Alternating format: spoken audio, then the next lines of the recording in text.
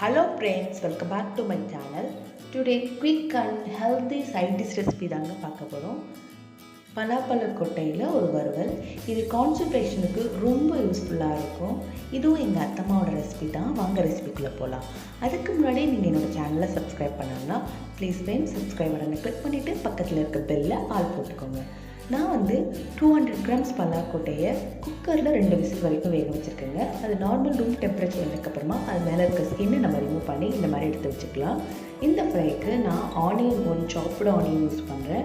4 பெரிய பல் பூண்டு, சின்னதாக இருக்கனால 2 பச்சை மிளகாய், கொஞ்சமாக கருவேப்பிலை, கொத்தமல்லி இவ்வளோ தாங்க எடுத்திருக்கேன். இப்போ ஒரு ஃப்ரைங் பேனில் 1 டேபிள் ஸ்பூன் குக்கிங் ஆயில் போட்டிருக்கேன். அது காஞ்சதுக்கப்புறமா சோம்பு போட்டு பொரிச்சிக்கலாம். இந்த ரெசிபிக்கு நான் பூண்டு ஏன் போடுறேன் அப்படின்னு பார்த்தீங்கன்னா, இப்போ உருளைக்கிழங்கு வறுவல், ஒட்டை கிழங்கு இந்த மாதிரி கொட்டை வகைகள் நம்ம யூஸ் பண்ணும்போது நமக்கு வாய்வு தொல்லை ஏற்படுறதுக்கு சான்ஸ் இருக்குது. ஸோ அதனால் நீங்கள் பூண்டு நிறைய சேர்த்துக்கிட்டிங்கன்னா உங்களுக்கு வாய்வு தொல்லை வராது. ஸோ பூண்டு நல்லா ஃப்ரை பண்ணதுக்கப்புறமா சாப்டு ஆனியனை போட்டு நல்லா வதக்கிக்கலாங்க. கூடவே கொத்தமல்லி, கருவேப்பிலை, பச்சை மிளகாய் எல்லாத்தையும் ஒன்றா போட்டு வதக்கிடலாம்.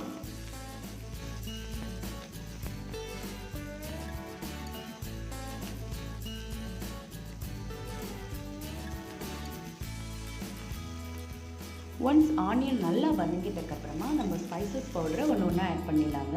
நான் கொஞ்சமாக பெருங்காயத்தூள் ஆட் பண்ணுறேன். தென் 1/4 டீஸ்பூன் மஞ்சள்தூள், 1 டீஸ்பூன் குழம்பு மிளகாய்த்தூள் எடுத்துருக்கேங்க. உங்களுக்கு விருப்பம்னா நீங்கள் தனி மிளகாய்த்தூள் கூட ஆட் பண்ணிக்கோங்க.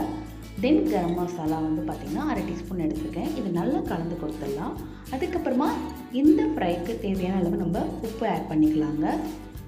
நம்ம ஆல்ரெடி அந்த பலாக்கொட்டையை வேக வச்சதுனால இப்போ நம்ம தண்ணி ஆட் பண்ணணுன்னு அவசியம் இல்லை. சப்போஸ் உங்களுக்கு ஆட் பண்ணணும் அப்படின்னு தோணுச்சுன்னா நீங்கள் கொஞ்சமாக தண்ணியை தெளிச்சுக்கோங்க.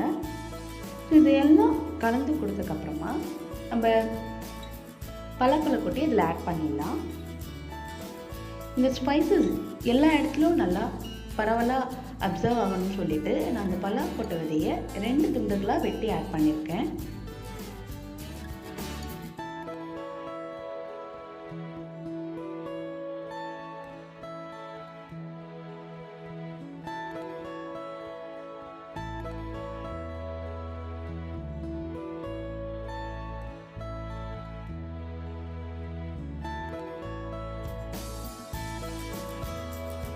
இப்போ பாருங்கள் ஃப்ரெண்ட்ஸ், நம்மளோட பலாக்கொட்டை ஃப்ரை அருமையாக ரெடி ஆகிடுச்சு. இறக்குற ஸ்டேஜில் 1/4 டீஸ்பூன் போல் பெப்பர் பவுடர் நான் ஆட் பண்ணிக்கிறேன். இது ஆப்ஷனல் தான். ஜஸ்ட்டு கலந்து கொடுத்துட்டு நம்ம ஸ்டவ் ஆஃப் பண்ணிடலாம். டேஸ்ட்டு அடிச்சிக்க முடியாதுங்க, அவ்வளோ அருமையாக இருக்கும். நம்ம ஒரு நான்வெஜ் ப்ரிப்ரேஷன் பண்ணுற மாதிரி தான் இந்த ஃப்ரை இருக்குது. வெறும் டேஸ்ட் மட்டும் இல்லைங்க, ஹெல்த்தியான ஒரு சைட் டிஷ்ஷும் கூட. இது எல்லா வெரைட்டி ரைஸ்க்கும் ரொம்ப ஆப்டாக இருக்கும். இந்த மாதிரி செஞ்சு கொடுத்தீங்கன்னா பெரியவங்கலேருந்து சின்னவங்க வரைக்கும் விரும்பி சாப்பிடுவாங்க.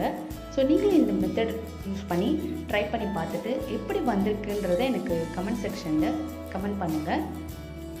ஸோ இந்த வீடியோ உங்களுக்கு யூஸ்ஃபுல்லாக இருக்கும்னு நினைக்கிறேன்.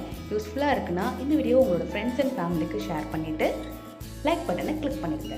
இதே மாதிரி வேறு ஒரு கான்செப்ட், வேறு ஒரு கண்டென்ட்டோட உங்களை மீட் பண்ணுறேன். Until then, bye from Bhavani. Thank you for watching. Bye.